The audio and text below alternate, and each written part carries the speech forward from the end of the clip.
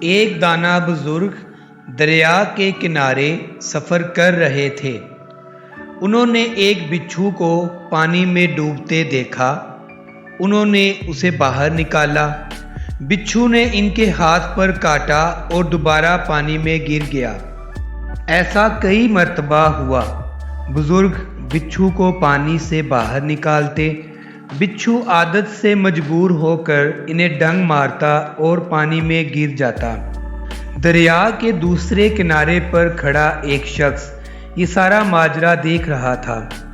اس نے پوچھا کہ یا حضرت، بچھو کی فطرت میں ڈنگ مارنا ہے، آپ اس کے ساتھ جتنی بھی نیکی کریں گے یہ اس کا صلہ بدی کی صورت میں دے گا، کیونکہ بچھو کبھی اپنی فطرت نہیں بدلتا، لہٰذا اس کے ساتھ نیکی کا معاملہ مت کریں۔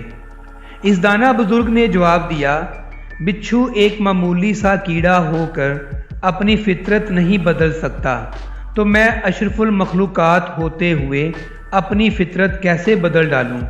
ڈنگ مارنا بچھو کی فطرت ہے، اسے ڈنگ مارنے دو، اور نیکی کرنا میری فطرت ہے، مجھے نیکی کرنے دو۔